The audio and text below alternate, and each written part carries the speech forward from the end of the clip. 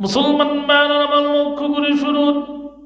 আল্লাহর নবীর সাহাবী হযরতে আবু বকর সিদ্দিক রাদিয়াল্লাহু তাআলা আনহু তিনি গেলেন, হযরত ওমরও গেলেন, অন্যান্য মুহাজির সাহাবীরা তারাও ওই বনু সায়দার সেই বৈঠকখানায় উপস্থিত হইলেন। হযরত ওমর এবার বৈঠকের মধ্যে ভাষণ দিতে চেয়েছিলেন, কিন্তু হযরত আবু বকর তাকে বসায় দিলেন, তুমি বসো, আমি ভাষণ দিই। আমার ভাইরা, আবু বকর সিদ্দিক রাদিয়াল্লাহু তাআলা আনহু তিনি ভাষণ দিলেন, হে লোক সকল, তোমরা যে আলোচনা করতেছ নবীর পরে কে খলিফা হবে, নবীর পরে কে আমির হবে, শোনো, আমি আবু বকর সিদ্দিক বলি, আমি নবীজির কাছ থেকে শুনেছি খলিফা হবে কুরাইশ বংশ থেকে। সুবহানাল্লাহ কোন মুসলমান ভাইরা আমার, হযরতে আবু বকর সিদ্দিক বলেন, আমি নবীজির কাছ থেকে শুনেছি নবীর পরে খলিফা হবে কুরাইশ বংশ থেকে। হে লোক সকল, আনসার সাহাবী মুহাজির সাহাবী কেউ কারো চাইতে কম না, জোরে কোন ঠিক কিনা? আনসার সাহাবী মুহাজির সাহাবী উভয় প্রকারের সাহাবীদের অবদান ইসলামের মধ্যে রয়েছে, কেউ কারো চাইতে কম না। আনসার সাহাবীদেরও মর্যাদা রয়েছে, মুহাজির সাহাবীদেরও মর্যাদা রয়েছে, কিন্তু নবীর পরে আমির নির্ধারণ হবে, খলিফা নির্ধারণ হবে কুরাইশ বংশ থেকে, নবীর কাছ থেকে শুনেছি। আমার ভাইরা, এই বক্তব্য ভাষণ যখন দিলেন তখন অনেকেই বলে, তাহলে দুই দল থেকে আমির নির্ধারণ করা হোক, আনসার সাহাবীদের মধ্য থেকে একজন, মুহাজির সাহাবীদের মধ্য থেকে একজন। হযরত ওমর দাঁড়াইয়া কঠিনভাবে তিনি ভাষণ দিলেন। আমার ভাইরা, এবার লক্ষ্য করে শুনুন, মুহাজিরদের মধ্যে তো কুরাইশ বংশ আছে, আনসার সাহাবীদের মধ্যে থেকে কেউ কুরাইশ বংশের না। এবার আনসার সাহাবীদের মধ্য থেকে কয়েকজন তারা দাঁড়ায়া বললেন, শোনো, আমরা আনসার সাহাবী, যেহেতু নবী কুরাইশ বংশের, অতএব নবীর পরে খেলাফতগিরি করবেন, নবীর পরে আমির হবেন কুরাইশ বংশ থেকে। বলেন সুবহানাল্লাহ। মুসলমান ভাইরা আমার, আনসার সাহাবীদের মধ্য থেকে কয়েকজন মেনে নিলেন, যেহেতু নবী কুরাইশ বংশের, সেহেতু নবীর পরে খলিফা হবেন কুরাইশ বংশ থেকে, এটাই স্বাভাবিক। হে আনসার সাহাবীরা, তোমরা আল্লাহকে ভয় করো, কুরাইশ বংশ থেকে খলিফা নির্ধারণ করো। সুবহানাল্লাহ। মুসলমান ভাইরা আমার, যখন স্বয়ং আনসার সাহাবীদের মধ্য থেকে কয়েকজন যখন এই প্রস্তাব করলেন যে আমরা আনসার সাহাবীরা খলিফা হইতে চাই না, বরং নবী যেহেতু কুরাইশ বংশের, মক্কা, অতএব মক্কা থেকেই কুরাইশ বংশ থেকেই খলিফা হবে, এটাই স্বাভাবিক, আপত্তির কোনো কিছু নাই। তাহলে সমাধান হয়ে গেল যে নবীর পরে খলিফা কে হবেন, কুরাইশ বংশ থেকে হবেন, এতটুকু সমাধান হয়েছে। এখন কুরাইশ বংশ থেকে কে খলিফা হবেন এটা নিয়ে এখন আলোচনা। মুসলমান ভাইরা লক্ষ্য করে শুনুন, সমাধান তো একটু হয়ে গেল, আনসার সাহাবীদের মধ্য থেকে খলিফা হবে না মুহাজির সাহাবীদের থেকে খলিফা হবে, সমাধান হয়ে গেছে। নবী বলছে কুরাইশ বংশ থেকে হবে, কুরাইশ বংশ তো আর আনসার সাহাবীরা না, মুহাজির সাহাবীদের মধ্য থেকে কুরাইশ বংশের হয়। আমার ভাইরা, এখন এই কুরাইশ বংশ থেকে কে খলিফা হবেন, নবীর পরে কে খেলাফতগিরি করবেন, আমির হবে, এ নিয়ে সিদ্ধান্ত হইল।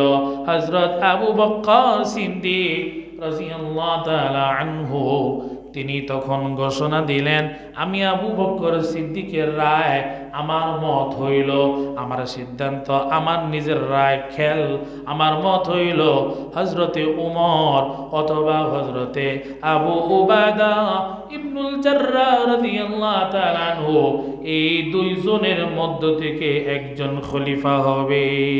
হযরত আবু বকর দুইজনের নাম ঘোষণা করলেন, এটা আমার মত, সিদ্ধান্ত না, এটা আমার খেল, আমার রায়, আমার অভিমত। হযরত হযরত উমর অথবা হযরত আবু উবাদা ইবনুল জাররাহ, এই দুই সাহাবীদের মধ্য থেকে খলিফা হবে। আমার ভাইরা লক্ষ্য করে শুনুন, হযরত আবু বকর কিন্তু নিজের নাম বলে নাই, অথচ আবু বকর সিদ্দিকের যোগ্যতা আছে না নাই? আছে। আমার ভাইরা, হযরতে আবু বকর সিদ্দিক রাদিয়াল্লাহু তাআলা তিনি বলেন নাই যে আমি কুরাইশ বংশে অতএব আমি খলিফা হব, এই আবদার সে করে নাই, বরং তিনি দুইজন সাহাবীর নাম প্রস্তাব করলেন, হযরত উমর অথবা হযরত আবু উবাদা ইবনুল জাররাহ রাদিয়াল্লাহু তাআলা আনহু, এই দুই সাহাবীর মধ্য থেকে একজন খলিফা হোক।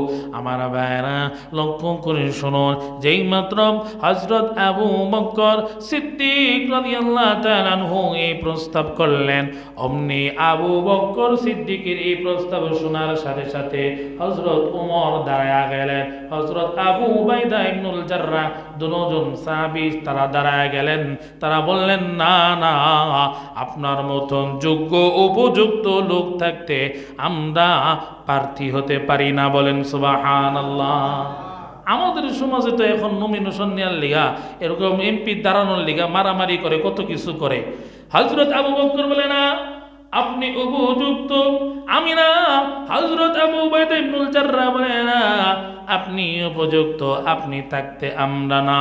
আমার ভাইরা লক্ষ্য করে শুনুন, হযরত ওমর বলে, আরে আবু বকর, আপনি তো এমন একজন সাহাবী, যেই সাহাবী নবীজি জীবদ্দশায় থাকা অবস্থায় ইসলামের গুরুত্বপূর্ণ একটা বিষয় হইল নামাজ, ইসলামের গুরুত্বপূর্ণ একটা বিষয় হইল নামাজ। নবীজি জীবদ্দশা থাকা অবস্থায় যে জায়গায় নবী দাঁড়াইছে, ওই জায়গায় নবী আপনাকে দাঁড় করাইয়া দিছে, নবীর যায় নামাজে আপনাকে দাঁড় করাইছে, নামাজের ইমাম আপনাকে নবী নিজেই বানাইছে। অতএব যেহেতু নামাজের ইমাম নবী আপনাকে বানাইছে, সেহেতু নবীর পরে আপনি হবেন খলিফা। বলেন সুবহানাল্লাহ। আরে আবু বকর, আপনি এত গুরুত্বপূর্ণ, এত উপযুক্ত একজন ব্যক্তি, নবীজির জীবদ্দশায় ইসলামের একটা গুরুত্বপূর্ণ বিষয় হলো হজ। নবম হিজরিতে নবীজি নিজে মক্কা না যাইয়া মদিনা থেকে আপনাকে হজের আমির বানাইয়া মক্কায় প্রেরণ করেছেন। হজের আমির বানাইয়া নবীজি জীবদ্দশায় আপনাকে মক্কায় প্রেরণ করেছেন। তাহলে হজের আমির যেহেতু আল্লাহর নবী নিজেই আপনাকে বানাইছে, অতএব নবীর পরে খলিফা আপনি হবেন। বলেন সুবহানাল্লাহ। যেহেতু নবী তার জীবদ্দশায় নামাজের ইমাম আপনারে বানাইছে, হজেরও ইমাম নবী আপনাকে বানাইছে, অতএব বোঝা যায় নবীর পরে সরকার, নবীর পরে আমির, নবীর পরে খলিফা আপনি হবেন। আপনি এর উপযুক্ত, আমি আর আবু উবাইদা ইবনু জাররাহ না। বলেন সুবহানাল্লাহ। মুসলমান বাইরে লক্ষ্য করে শোনন, এবার হযরত উমর বৈঠকখানার সকলের সামনে আবু বকর সিদ্দিককে বললেন, হে আবু বকর সিদ্দিক, আপনি আপনার হাতটা বাড়ায়া দেন, আমরা এখনই আপনার কাছে বায়াত গ্রহণ করব, আপনাকে খলিফা হিসাবে আমরা মেনে নেব। মুসলমান ভাইরা আমার, হযরতে আবু বকর সিদ্দিক রাদিয়াল্লাহু তাআলা নিজেকে উপযুক্ত মনে করলেন না, তিনি হাত বাড়াইয়া দিলেন না, বায়াত গ্রহণ করলেন না। এবার ওমর মনে মনে চিন্তা করে, যদি আবু বকর যদি খলিফাগিরি না করে, বায়াত গ্রহণ না করায়, মুসলমানদের মধ্যে আরো ফাটল সৃষ্টি হবে, বিষয়টা আরো গুলাটে হয়ে যাবে।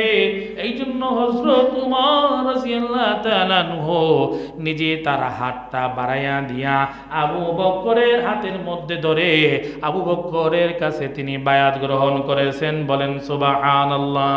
মুসলমান ভাইরা আমার, যেই মাত্র হযরত উমরের মতন একজন ব্যক্তি, আমার ভাইরা উমরের মতন একজন ব্যক্তি, যার ব্যাপারে নবী বলছেন নবীর পরে নবী হইলে উমরই হইতো, কিন্তু তার কোনো অপশন নেই।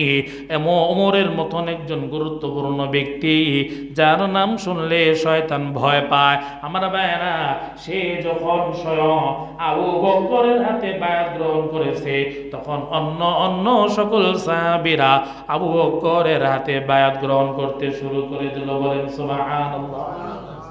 মুসলমান বানানে মান লক্ষ্য করে শুনুন, ইতিহাস তো অনেক বড়, লম্বা আলোচনা, আমার এগুলো বলার উদ্দেশ্য না। লক্ষ্য করে শুনুন, হযরত আবু বকর সিদ্দিকের কাছে বৈঠকখানায় যারা যারা ছিলেন সকলেই তার কাছে বায়াত গ্রহণ করলেন। পরের দিন সাধারণভাবে আরো সকল সাহাবায়ে কেরাম তারা যারা বাকি ছিল বৈঠকখানায় যারা ছিল না, তারাও পরের দিন আবু বকরের হাতে বায়াত গ্রহণ করেছেন। লম্বা ঘটনা, আমার ভাইরা লক্ষ্য করে শুনুন। এবার হযরত আবু বকর সিদ্দিক উপস্থিত সাহাবীরা যারা বায়াত গ্রহণ করেছে তাদের সকলের অভিমতে, তাদের সকলের রায়ে আবু বকর সিদ্দিক রাদিয়াল্লাহু তাআলা আনহু তিনি খলিফা হইলেন।